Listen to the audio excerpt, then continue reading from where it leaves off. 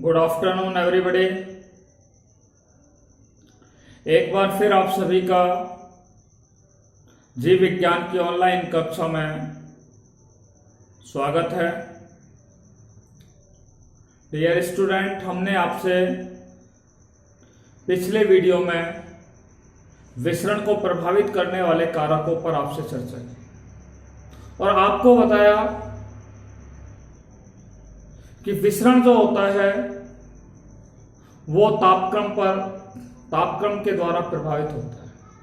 यदि तापक्रम बढ़ता है तो विसरण की दर का मान बढ़ जाता है। क्यों बढ़ता है? क्योंकि वहां पर गतिज ऊर्जा का मान बढ़ जाता है। गतिज ऊर्जा का मान बढ़ने के कारण विसरण की दर क्या हो जाती है? बढ़ जाती है। इसलिए हमने आपको बोला था T is proportional to R, यानी कि तापक्रम जो होता है वो विसरण की दर के क्या होता है? समानुपाती होता है। दूसरा हमने बताया कि विसरित होने वाले पदार्थों का घनत्व, विसरित होने वाले पदार्थों का घनत्व, अर्थात विसरित होने वाले पदार्थों का जो घनत्व होता है वो उनकी, ठीक है, विसरण की दर के क्या होता है? वर्गमूल के उनके घनत्व के वर्गमूल के क्या होती है? व्युत्क्रमानुपाती होती है। अर्थात विसरण की दर R बराबर 1/√D। और तीसरा मैंने आपको बताया था कि विसरण की जो दर होती है वो विसरण दाब प्रवणता पर क्या करती है? निर्भर करती है। अर्थात पदार्थ के अणु जो होते हैं वो उच्च सांद्रता क्षेत्र से निम्न सांद्रता क्षेत्र की ओर क्या करते हैं? गति करते हैं। उसके पश्चात हमने आपको पारगम्यता पर आपसे चर्चा की। पारगम्यता क्या है? कोई भी पदार्थ जिस दर से किसी झिल्ली से क्या होता है? विसरित होता है, उसे क्या कहते हैं? पारगम्यता कहते हैं। मैंने आपको कल बताया कि कोई भी पदार्थ है, ये पादप कोशिका है और पादप कोशिका के अंदर ये क्या होती है? पादप कोशिका में ये क्या होती है? कोशिका झिल्ली होती है, ठीक है, कोशिका भित्ति होती है। ये वाली जो संरचना होती है इसे ये कहलाएंगे कोशिका भित्ति और ये कहलाएगी कोशिका झिल्ली, जिसको प्लाज्मा झिल्ली के नाम से भी जाना जाता है। तो ये जो झिल्लियां होती हैं, ठीक है, इन कोई भी पदार्थ है, मान लीजिए यहां से जल है वो कोशिका के अंदर जाएगा, ठीक है। मैं आपको बता चुका हूं कल भी कि कोई भी पदार्थ जिस दर से किसी झिल्ली में से होकर विसरित होता है उसे क्या कहते हैं? पारगम्यता कहते हैं। और आपको कल मैंने बताया कि कोशिका में विभिन्न प्रकार की झिल्ली और भित्तियों के आधार पर, कोशिका में विभिन्न प्रकार की भित्ति व झिल्लियों के आधार पर पारगम्यता जो होती है वो 3 प्रकार की होती है, ठीक है। वैसे पारगम्यता मैं आपको कल भी बता चुका हूं, पारगम्यता 4 प्रकार की होती है। तो आज जो हम आपसे बात करने जा रहे हैं वो पारगम्यता के प्रकारों पर आज आपसे चर्चा करेंगे। देखिए,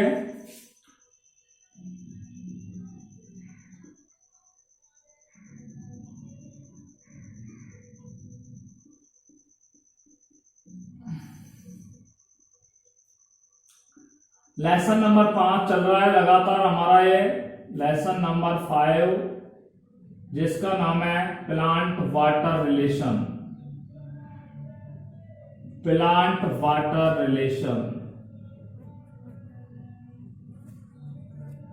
और आज का टॉपिक है टाइप ऑफ परमेबिलिटी।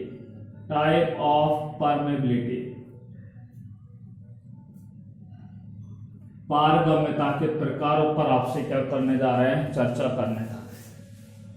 देखिए, मैंने अभी आपको बताया, ठीक है, कि कोशिका में विभिन्न प्रकार की झिल्ली और भित्तियां पाई जाती है। कोशिका में क्या पाई जाती है? विभिन्न प्रकार की झिल्लियां भी पाई जाती है, भित्तियां भी पाई जाती है। उन्हीं झिल्ली और भित्तियों के आधार पर पारगम्यता 3 प्रकार की होती है। कोशिका में उपस्थित झिल्ली और भित्तियों के आधार पर पारगम्यता कितने प्रकार की होती है? 3 प्रकार की होती है। तो पारगम्यता कौन कौन से प्रकार की होती है उन पर हम आपको बात कर रहे हैं। पहला हो गया पारगम्य जिसको इंग्लिश में बोलते हैं परमिएबल, परमिएबल BLE, ठीक है। एक को बोलते हैं हम अर्धपारगम, अर्धपारगम, जिसको हम बोलते हैं सेमी परमेबल, सेमी परमिएबल। तीसरी होती है चयनात्मक पारगम, चयनात्मक पारगम, या इसको बोलते हैं सेलेक्टिव परमेबल, सेलेक्टिव परमिएबल।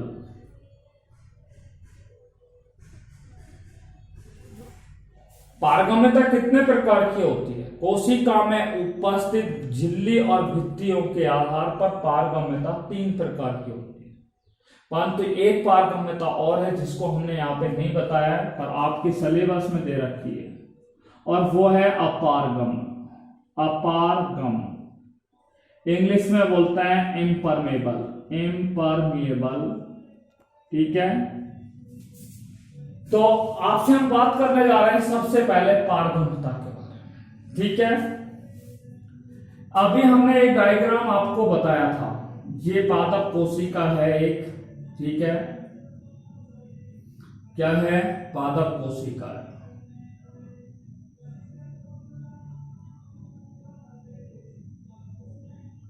ये एक पादप कोशिका है, इसमें एक केंद्रक है। ये इसकी पादप कोशिका की कोशिका भित्ति है जिसको बोलते हैं सेल वॉल, और इस वाली संरचना को बोलते हैं सेल मेम्ब्रेन, ठीक है। हम बात करने जा रहे हैं पारगम्यता के बारे में, ठीक है।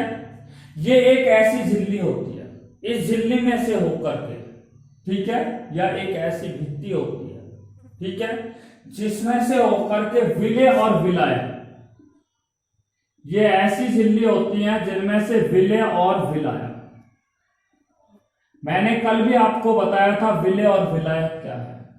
विलयन जो होता है वो विलेय और विलायक के, विलयन जो होता है, सॉल्यूशन जो होता है वो विलायक और विलेय या विलायक के मिलने से किसका निर्माण होता है? विलयन का निर्माण। विलायक के रूप में जैसे हम जल का उपयोग करते हैं, और विलेय के रूप में मान लीजिए हम चीनी मिलाते हैं उसमें, जल के अंदर, तो जल में जब चीनी मिल जाएगी तो क्या बन जाएगा? विलयन बन जाएगा।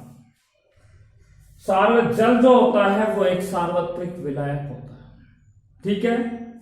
अब ये दोनों विलेय और विलायक जो होते हैं उनके अणु, ठीक है, इन झिल्लियों में से होकर के किसमें प्रवेश करता है? अंदर की ओर प्रवेश करता है, ठीक है। विलायक के अणु क्या हो जाए? इन झिल्लियों में से होकर के पार हो जाए तो उसे क्या कहते हैं? पारगम्यता। परिभाषा क्या हुई कि ऐसी झिल्ली या भित्ति, ऐसी झिल्ली या भित्ति या परत, ये भी बोल सकते हैं, ऐसी झिल्ली भी हो सकती है या भित्ति भी हो सकती है या परत, जिसमें से होकर विलेय और विलायक, जिसमें से होकर के विलेय और विलायक के अणु क्या है? पार चले जाते हैं। किसमें चले जाते हैं? कोशिका के अंदर चले जाते हैं, या कोशिका से क्या आ जाते हैं? बाहर आ जाते हैं। उसे क्या कहते हैं? पारगम्य कहते हैं। तो ऐसी झिल्ली या परत जिसमें से विलेय और विलायक के अणु पार हो जाते हैं उसे क्या कहते हैं? पारगम्य कहते हैं। क्या कहते हैं उसे? पारगम्य कहते हैं। कोशिका भित्ति जो होती है, सेल वॉल होती है, वो पारगम्य होती है। कोशिका भित्ति जो होती है वो कैसी होती है? पारगम्य होती है, ठीक है। तो पारगम्य की परिभाषा आपके समझ में आगे होगी, ऐसी झिल्ली या परत या भित्ति जिसमें से विलेय और विलायक के अणु पार हो जाएं उसे क्या कहते हैं?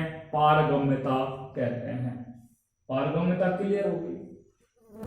अब हम बात करते हैं अर्धपारगम्य, यानी कि पारगम्य के अंदर क्या है? विलेय और विलायक के जो अणु होते हैं वो विलेय और विलायक के जो अणु होते हैं वो किसी झिल्ली या भित्ति या परत में से होकर के आ भी सकते हैं या आर पार हो सकते हैं, आ भी सकते हैं और जा भी सकते हैं।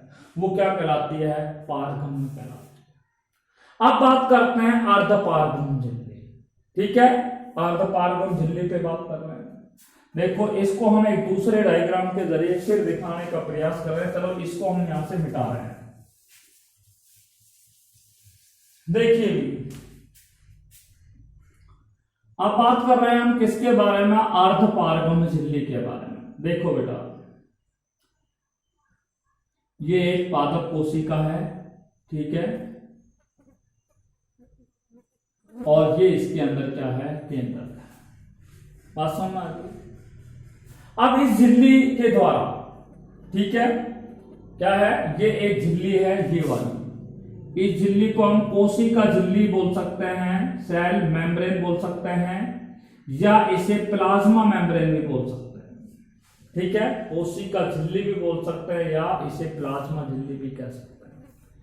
तो इस झिल्ली में से होकर के विलायक के अणु तो क्या हो जाते हैं, पार हो जाते हैं। किसके अणु पार हो जाते हैं, विलायक के अणु तो क्या हो जाते हैं, पार हो जाते हैं। विलायक का मतलब है जल जो होता है वो तो अंदर प्रवेश कर जाता है या बाहर आ जाता है। ठीक है, तो विलायक के अणु तो क्या हो जाते हैं, पार हो जाते हैं। परंतु विलय के जो अणु होते हैं,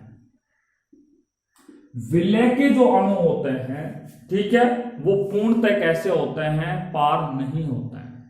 इसलिए विलय के अणु कैसे होते हैं, अपारगम होते हैं। ठीक है, विलायक के अणु तो क्या हो जाते हैं, पार हो जाते हैं, परंतु विलय के अणुओं के लिए झिल्ली कैसी होती है, अपारगम होती है। कैसी होती है, अपारगम होती है, अर्थात विलय के अणु जो होते हैं वो कोशिका के अंदर नहीं जा सकते। या हम यूं कहें कि विलायक के अणु जो होते हैं वो कोशिका से बाहर जा सकते हैं, परंतु विलय के अणु कोशिका से बाहर नहीं जा सकते। ठीक है, विलायक के अणु कोशिका के अंदर प्रवेश कर सकते हैं, परंतु विलय के अणु कोशिका के अंदर प्रवेश नहीं कर सकते। इसलिए परिभाषा क्या हुई अर्धपारगम झिल्ली की, कि ऐसी झिल्ली जिसके द्वारा केवल विलायक के अणु तो क्या कर सकते हैं, पार हो सकते हैं। ऐसी झिल्ली जिसके द्वारा विलायक के अणु तो क्या हो सकते हैं, पार हो सकते हैं, परंतु विलय के अणु क्या होते हैं, अपारगम होते हैं। विलय के अणु पार नहीं हो सकते हैं, उसे क्या कहते हैं, अर्धपारगम झिल्ली कहते हैं। क्या कहते हैं, अर्धपारगम झिल्ली। इसलिए ये कोशिका झिल्ली या प्लाज्मा झिल्ली जो है वो अर्धपारगम झिल्ली का उदाहरण है। इसलिए हम कह सकते हैं कि प्लाज्मा झिल्ली जो होती है वो अर्धपारगम झिल्ली के रूप में और चयनात्मक पारगम झिल्ली दोनों के रूप में क्या करती है, कार्य करती है। प्लाज्मा झिल्ली अर्धपारगम झिल्ली के रूप में भी काम कर सकती है और चयनात्मक पारगम झिल्ली के रूप में भी क्या करती है, कार्य करती है। तो ये झिल्ली कौन सी कहलाएगी, कोशिका झिल्ली या प्लाज्मा झिल्ली जो होती है वो कैसी होती है, अर्धपारगम प्रकार की होती है। कोशिका भित्ति जो होती है वो कैसी होती है, पारगम होती है।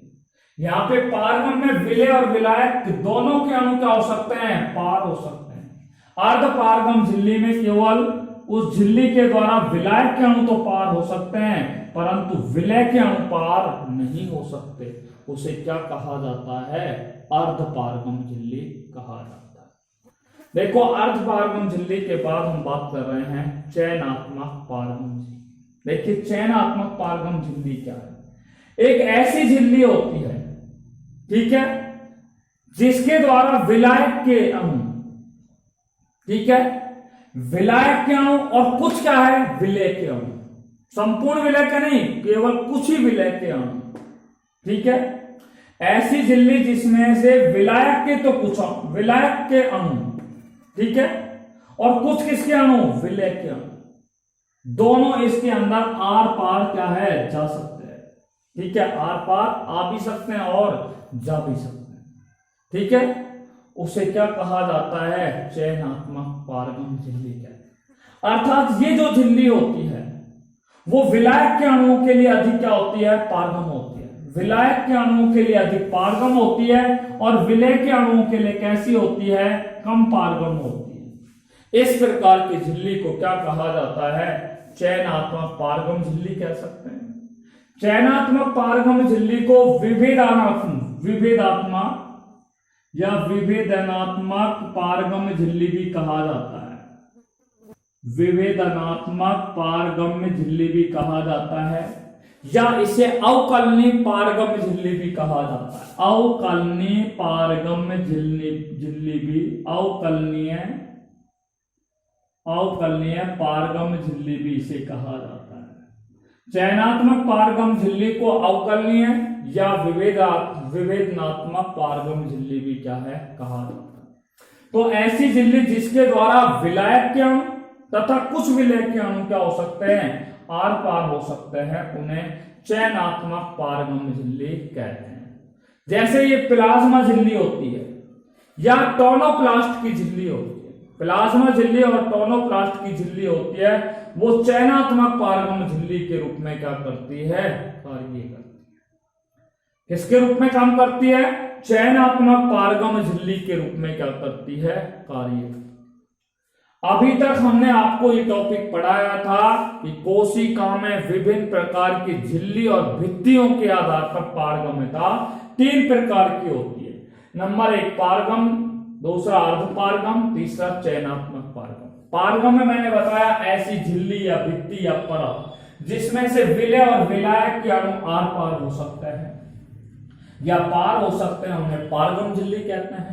अर्धपारगम झिल्ली ऐसी झिल्ली जिसमें से विलायक के अणु तो, ठीक है, विलायक के अणु तो पार हो सकते हैं परंतु विलय के अणु पार नहीं हो सकते हैं, अर्थात विलय के अणुओं के लिए वो पूर्णतः कैसी होती है, अपारगम होती है, उसे अर्धपारगम झिल्ली कहते हैं। और तीसरी मैंने आपको बताया चयनात्मक पारगम, जिसमें मैंने बताया कि ऐसी झिल्ली जिसमें विलायक के अणु तो पार जा सकते हैं, ठीक है, विलायक के अणु तो क्या हो सकते हैं, विलायक के अणु तथा कुछ विलय के अणु क्या हो सकते हैं, आर पार जा सकते हैं। अर्थात जिसमें विलायक के अणु जो होते हैं उनके लिए तो ये झिल्ली क्या होती है, अधिक पारगम होती है, परंतु विलय के अणुओं के लिए झिल्ली कैसी होती है, कम पारगम होती है। उसे क्या कहते हैं, चयनात्मक पारगम झिल्ली कहते हैं। अब आप देखिए अगली जो झिल्ली है जिसको हम कहते हैं और वो कहलाती है अपारगम झिल्ली, इम्परमेबल मेम्ब्रेन। इम्परमेबल मेम्ब्रेन किस में पाई जाती है, देखिए जो कॉर्क होता है, कॉर्क जिसको काग कोशिका के नाम से जानते हैं, या क्यूटिकल नाम सुना होगा जिसको हम उपत्वचा के नाम से क्या है जाना जाता है, क्या क्यूटिकल के नाम से जाना जाता है। तो ये क्यूटिकल और कॉर्क की जो कोशिकाएं होती हैं इन पर उपस्थित जो झिल्ली होती है उसके द्वारा न तो विलय के अणु और न ही विलायक के अणु क्या हो सकते हैं, आर पार हो सकते हैं। यानी कि ये मान लीजिए किसकी झिल्ली है, क्यूटिकल की परत है या कॉर्क की है। जैसे आपको मैं एक एग्जांपल दे रहा हूं, जैसे आपने देखा होगा खास तौर से जलोदृत पादप बहुत सारे होते हैं, ठीक है, तो उनकी पत्तियां जो होती हैं उन पर श्लेष्मा का स्तर पाया जाता है, क्यूटिकल का आवरण पाया जाता है। मरुदित पादपों की बहुत सारी पत्तियां होती हैं, उन पर क्यूटिकल का आवरण पाया जाता है, ठीक है। तो वो क्यूटिकल की जो परत होती है वो किसी भी विलय और विलायक को उस कोशिका के अंदर जाने से या बाहर आने से उसे क्या कर देती है, रोक देती है। अर्थात ऐसी झिल्ली, ठीक है, एक ऐसी झिल्ली होती है जिसमें से न तो विलय के पदार्थ और न ही विलय के अणु क्या है, आर पार हो सकते हैं, ठीक है, उसे क्या कह सकते हैं, अपारगम्य कहते हैं।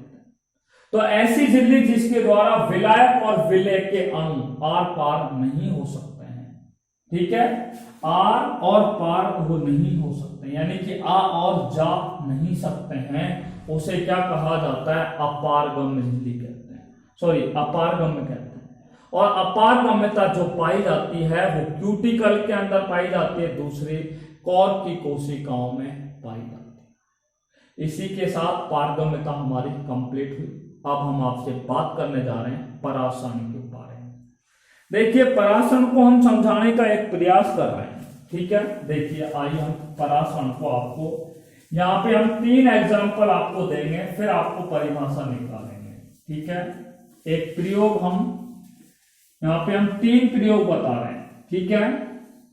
उन 3 प्रयोगों के माध्यम से हम आपको परासरण को समझाने का क्या करेंगे, प्रयास करेंगे। परासरण जिसको इंग्लिश में बोलते हैं ऑस्मोसिस, देखिए what is the meaning of osmosis, ठीक है।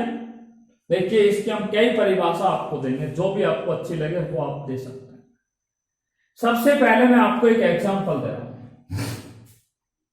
हमने क्या किया, एक बीकर लिया, क्या लिया, एक बीकर लिया, और उस बीकर में हमने क्या भर लिया, जल भर लिया, ठीक है। बीकर में क्या भर लिया, जल भर लिया। उसके पश्चात हमने एक किशमिश ली, क्या ली भैया, किशमिश, रेजिन जिसको बोलते हैं। किशमिश क्या होती है, वो पिचकी हुई होती है, सिकुड़ी हुई होती है। तो ये किशमिश हमने इसके अंदर क्या है, डाल दिया। हमने करीब 10-12 घंटे तक इस किशमिश को इस पानी के अंदर डुबो करके रखा। आप देखेंगे कुछ समय पश्चात ये किशमिश जो क्या है, सिकुड़ी हुई थी, वो फूल करके कैसी हो जाती है, ऐसी मोटी हो जाती है। इसी डायग्राम में मैंने दिखा दिया आपको। तो किशमिश का आकार कैसा हो जाता है, बड़ा हो जाता है, क्योंकि किशमिश में जल की सांद्रता बहुत कम थी, परंतु बीकर में जल की सांद्रता कैसी है, अधिक है। इसलिए जल के अणु जो है वो उच्च सांद्रता से किस ओर गति कर रहे हैं, निम्न सांद्रता की ओर गति कर रहे हैं। और कैसे गति कर रहे हैं, क्योंकि किशमिश जो होती है, उस किशमिश के अंदर ये जो झिल्ली होती है, ठीक है, ये कैसी होती है, अर्धपारगम झिल्ली होती है। कैसी झिल्ली होती है, अर्धपारगम झिल्ली। परिभाषा क्या निकल गई, देखो एक उदाहरण तो दूं, यानी कि इसमें जल के अणु प्रवेश किए हैं, केवल विलायक के अणुओं का। जल क्या है, एक विलायक है, तो हम क्या बोल रहे हैं, विलायक के अणुओं का अर्धपारगम झिल्ली से होते हुए, ठीक है, अर्धपारगम झिल्ली से होते हुए उच्च सांद्रता से निम्न सांद्रता की ओर क्या करते हैं, गति करते हैं। उसे क्या कहते हैं, परासरण कहते हैं। बात समझ में? एक दूसरा एग्जांपल आपको मैं फिर देने का प्रयास कर रहा हूं। हालांकि ये दो प्रकार का ये हो गया, एक प्रकार का परासरण का हम प्रकार पढ़ाएंगे, जब ये एग्जांपल हम पढ़ाएंगे अंतः परासरण, ठीक है। और ये एक एग्जांपल हम बहिः परासरण का भी देने का प्रयास कर रहे हैं। देखो एक बीकर है और इस बीकर में चीनी का सांद्र घोल भरा हुआ है, कंसंट्रेशन सॉल्यूशन ऑफ शुगर।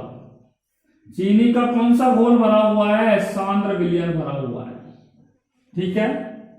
यानी कि चीनी की चाशनी जिसको आप बोलते हैं, चीनी का गाढ़ा घोल भरा हुआ है। इस गाढ़े घोल के अंदर हम क्या है, एक अंगूर को डाल देंगे, अंगूर को डाल दिया, ठीक है।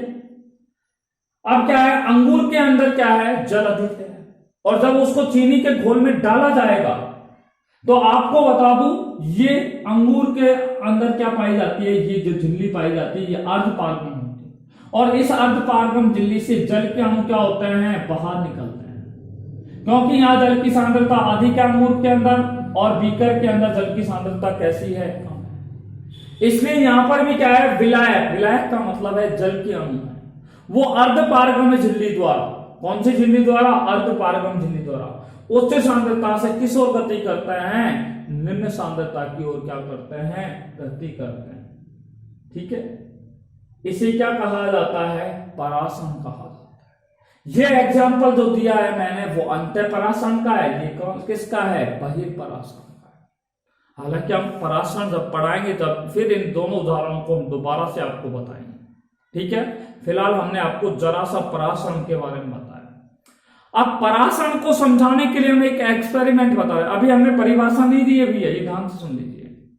अगर हमें परासरण को समझना है अच्छी तरीके से, ठीक है, परासरण की परिभाषा अगर हमें निकालनी है, ठीक है, तो परासरण की विधि को हम क्या है, एक विशेष एक्सपेरिमेंट के द्वारा हम आपको यहां पे समझाने का क्या कर रहे हैं, प्रयास कर रहे हैं। कैसे कर रहे हैं, ध्यान से सुन लीजिए। तो परासरण की विधि को हम थिसिल कीप का एक प्रयोग है, उसके द्वारा आपको क्या है, समझाने जा रहे हैं। परासरण को हम किस विधि के द्वारा, किस प्रयोग के द्वारा समझाने जा रहे हैं, थिसिल कीप, थिसिल कीप के प्रयोग के द्वारा हम इसे क्या है, समझाने का प्रयास करने जा रहे हैं, ठीक है। तो परासरण को हम थिसिल कीप के प्रयोग के द्वारा समझा रहे हैं। किस तरीके से समझा रहे हैं वो सुनिए। देखो भैया, आपने थिसिल कीप देखा होगा, ये थिसिल कीप की संरचना होती है, अगर आपने देखा हो, ठीक है। केमिस्ट्री में थिसिल कीप बहुत ज्यादा यूज आते हैं। ये थिसिल कीट की संरचना है। हमने क्या काम किया देखिए, ये जो थिसिल कीट होता है इसको हमने ये उल्टा कर लिया, यानी कि उल्टा का मतलब इस तरीके से हमने इस थिसिल कीट को क्या कर लिया, उल्टा कर लिया। और इस थिसिल कीट का ये जो मुंह है ये वाला, ठीक है, इस पर हमने क्या बांध दिया, चरम पत्र बांध दिया। तो थिसिल कीट को सबसे पहले उल्टा किया, ठीक है, और ये उल्टा कीट का जो मुंह होता है, ठीक है, उल्टे थिसिल कीट के मुंह पर हमने क्या बांध दिया, चरम पत्र बांध दिया। कौन सा पत्र बांध दिया, चरम पत्र। ये चरम पत्र होता है वो अर्धपारगम झिल्ली के रूप में क्या करता है, कार्य करता है। चरम पत्र किसके रूप में कार्य करता है, अर्धपारगम झिल्ली के रूप में क्या करता है, कार्य करता है। तत्पश्चात हम इसके अंदर क्या करेंगे, शर्करा का घोल भर देंगे।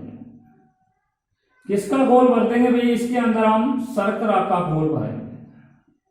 चरम पत्र बांध लिया और इसमें किसका घोल भर रहे हैं, चीनी का घोल, यानी कि शर्करा का घोल भर दिया। ठीक है, देखिए भैया, भरने के पश्चात हम क्या काम करेंगे, एक बीकर लेंगे, ठीक है, ये एक बीकर लिया और बीकर को क्या है, जल से क्या है, भर लेंगे। ये एक बीकर है और बीकर को किससे भर लिया है, जल से हमने क्या है, भर लिया है। बीकर में क्या भर लिया है, यहां तक जल भर लिया है। देखिए भैया, ध्यान से देखते रहना। और उसके पश्चात हम क्या करते हैं, इस एक्सपेरिमेंट को एक स्टैंड के द्वारा क्या कर देते हैं, बांध देते हैं।